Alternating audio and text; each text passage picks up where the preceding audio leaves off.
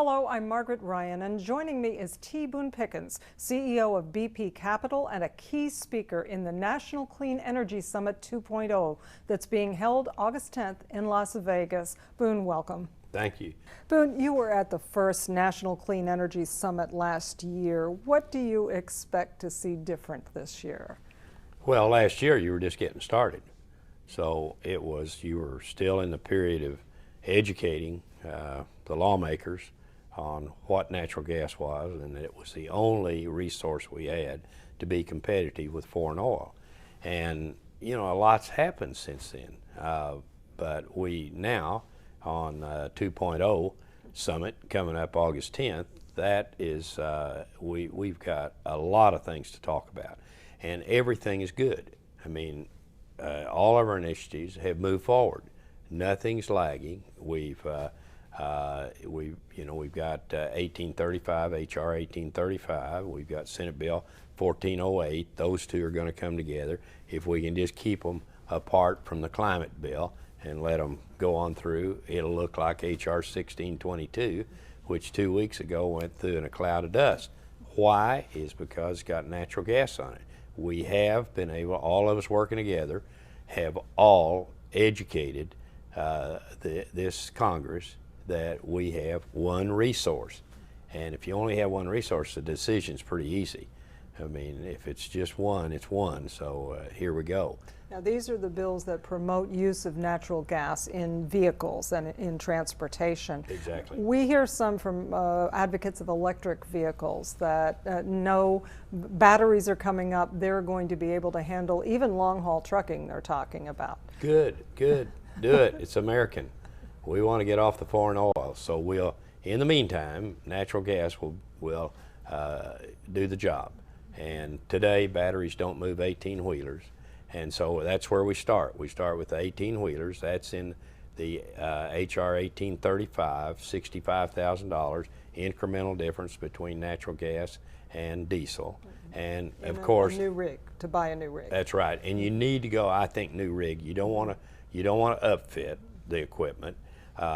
Do new rig, go from there. I would like to have a mandate, and I'm still working on that, that you must buy natural gas. Well, this way I'd word it, that you would, 18-wheeler, any new 18-wheeler would be on domestic fuel.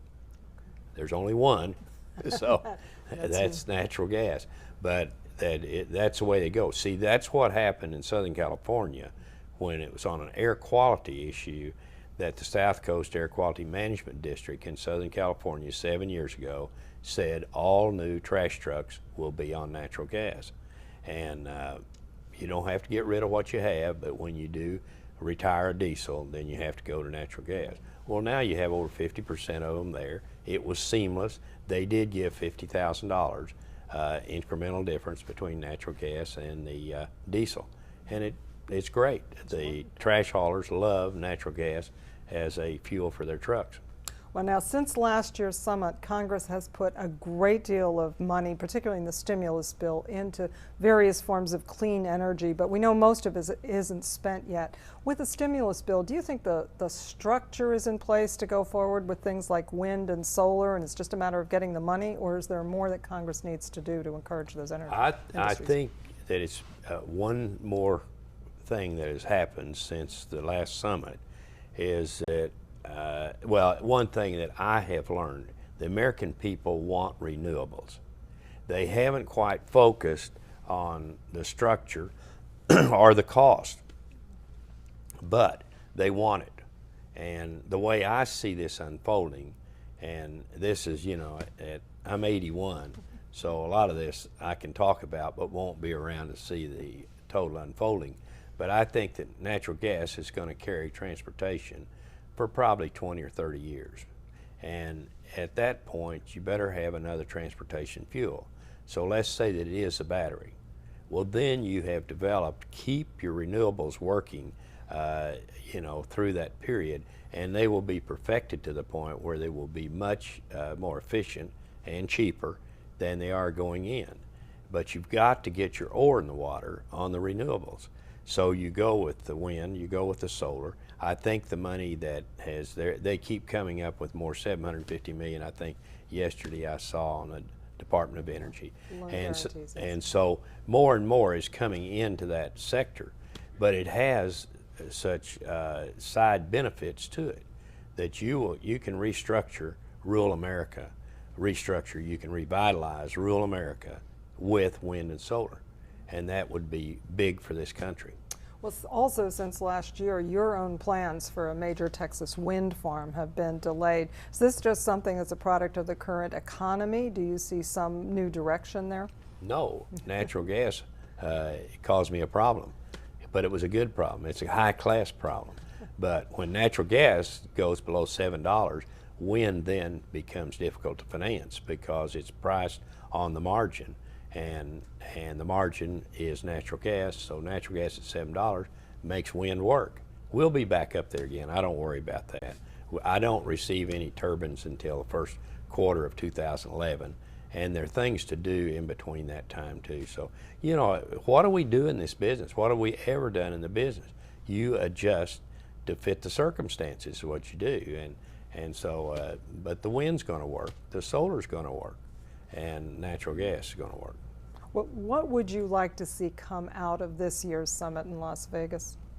You know, I'm in good communication with Senator Reid, and we've talked about this. Our talk started in June of last year, and I told him I was out of politics. I was working on a nonpartisan issue, and he immediately said, I want to hear the story. And we talked for an hour and a half about it, and he said, you've got a good idea, he said, and I'll join with you and we'll get this done.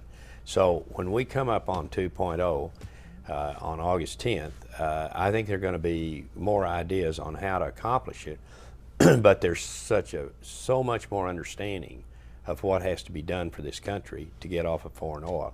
So I have the feeling you're gonna go to that subject, and we're all going to get comfortable after that meeting that we have a better plan or a more complete plan for how this is all going to be accomplished.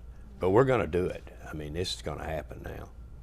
T. Boone Pickens, Chairman of BP Capital, thank you so much for joining us. Sure. In Washington, I'm Margaret Ryan, Clean Skies News.